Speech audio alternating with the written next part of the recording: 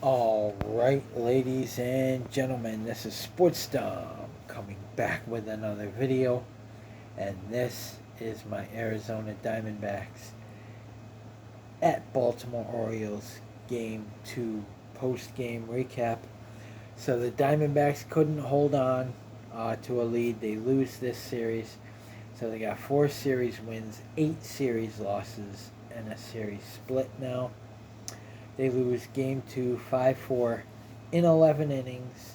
Um, but Ketel Marte hit his ninth home run of the season in this game. And the Diamondbacks, they had a 2-run lead, and they just refused to score after that. They get guys on base with nobody out. They had runners on first and third with nobody out. Then it was second and third with one out. Then they had the bases loaded with one out, and they just, even their own announcer said they just refuse to score. They don't. It seems like they get nervous when they have guys on base, and they forget how to hit the baseball. Even their own announcers say that they refuse to get guys home when they're on base, and I don't know why they do that, and it isn't a coaching thing. Even the experts are saying no coach is going to be able to get that out of them.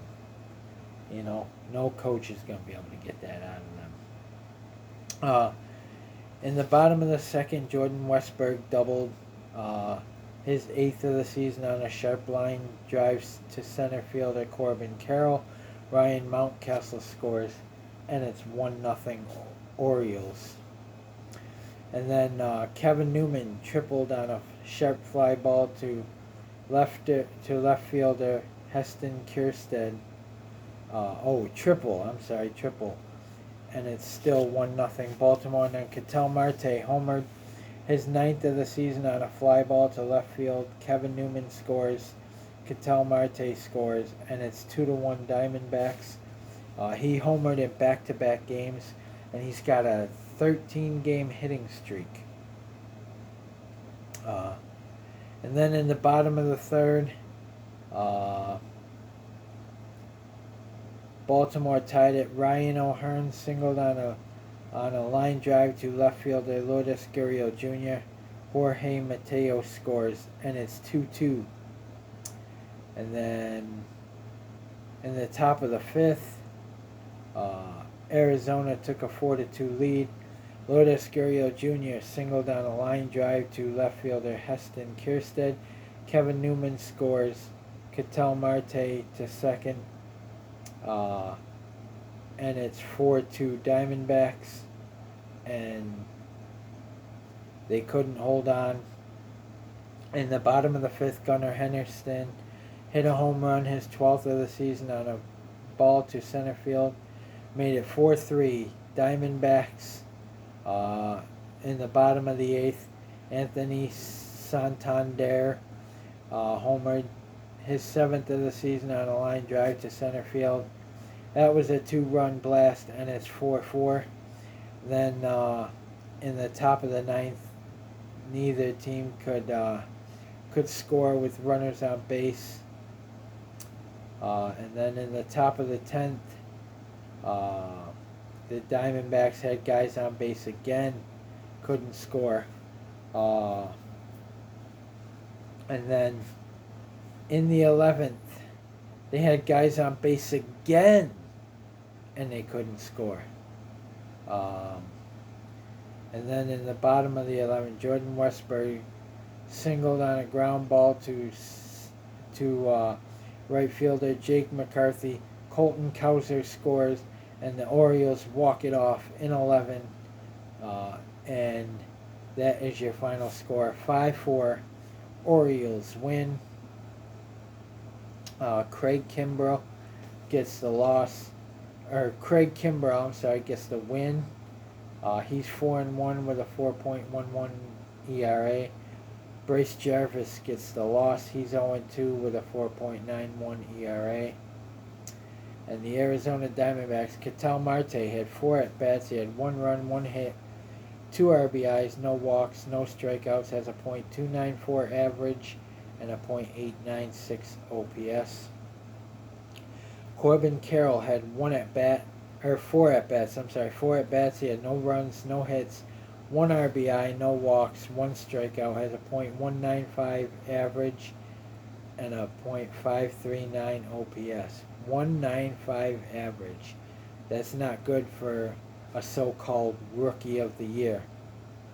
They gave him all that money and like everybody in sports does. They get paid that big top dollar contract and then you don't hear another word from them ever again.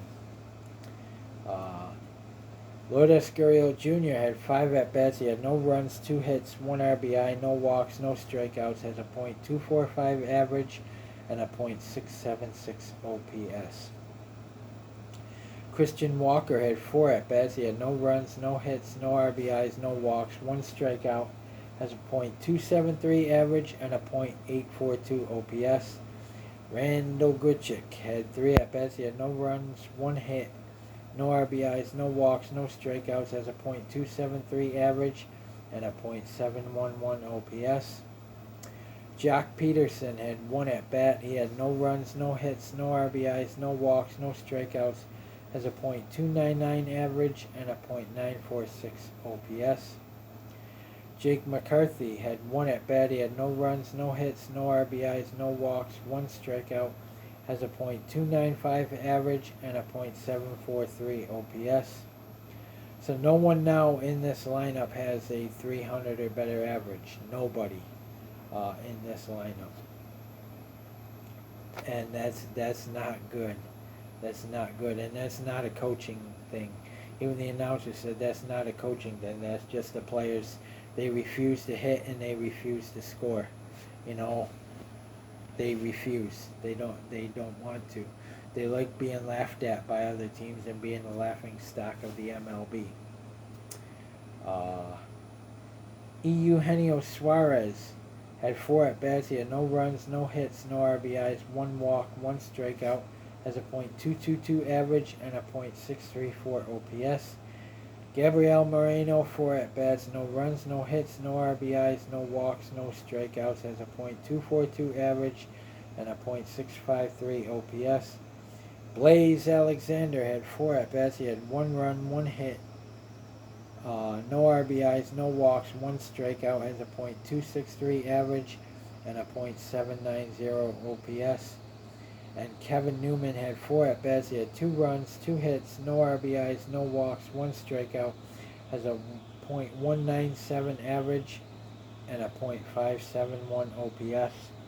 So him and Corbin are under 200 batting averages. And for someone who's supposed to be a rookie of the year last year, gave him all that money and he disappeared. Like everyone in sports does. You give him $100 and $200 million and there they go. And I said when he signed the contract that I was nervous that this was going to happen, and sure enough it did. Ryan Nelson went 4 2/3 innings, allowed 10 hits, 3 runs, 3 earned runs, no walks, 3 strikeouts, 1 home run, and has a 5.33 ERA. Ryan Thompson went 1 1/3. He allowed no hits, no runs, no earned runs, no walks, 1 strikeout, no home runs, and has a 1.10 ERA. Joe Mantiply went 1 inning, allowed no runs, no hits, no RBIs, no walks, no strikeouts, no home runs, and has a 3.31 ERA. Kevin Ginkel, who gets credited with a blown save, went 1 inning, allowed 1 hit, 1 run, 1 earned run, no walks, no strikeouts, 1 home run, and has a 3.31 ERA. Paul Sewald went 1 inning, allowed 1 hit, no runs, no earned runs, 1 walk, 1 strikeout, no home runs, and has a 3.00 ERA. Bryce Jarvis, who took the loss, went 1 inning, allowed 1 run, 1 hit, no RBIs, 2 walks, 1 strikeout, no home runs, and has a 4.91 ERA.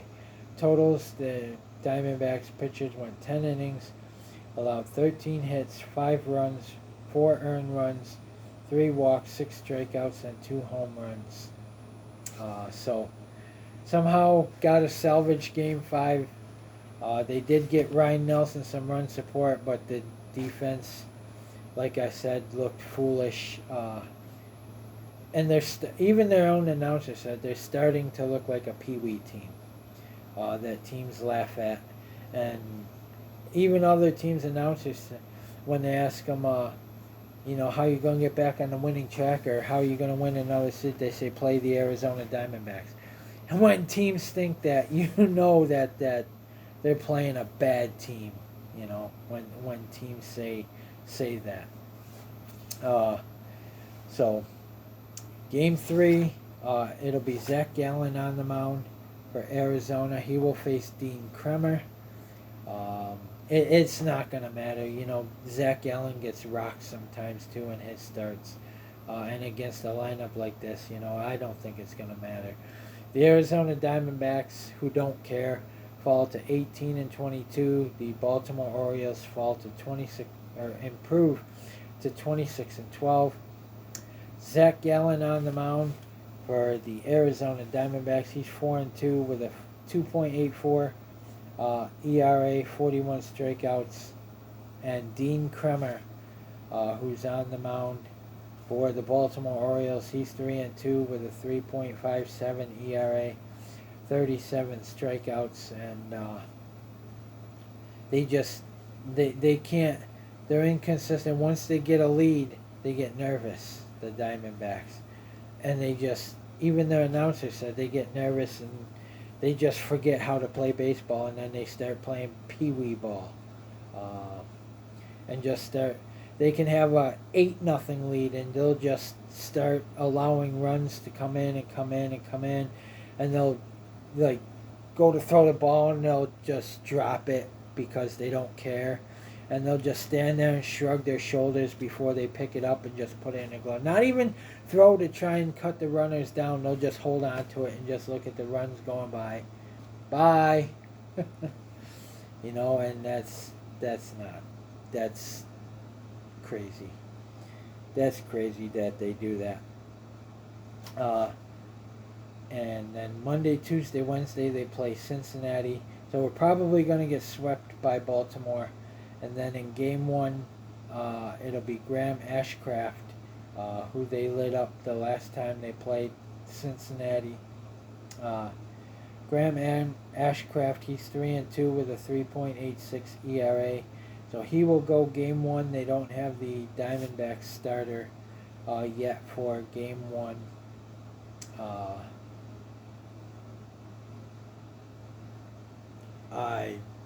I'm guessing it's Slade Ciccone, probably.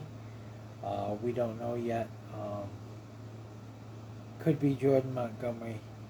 No, I don't think so, because he just pitched.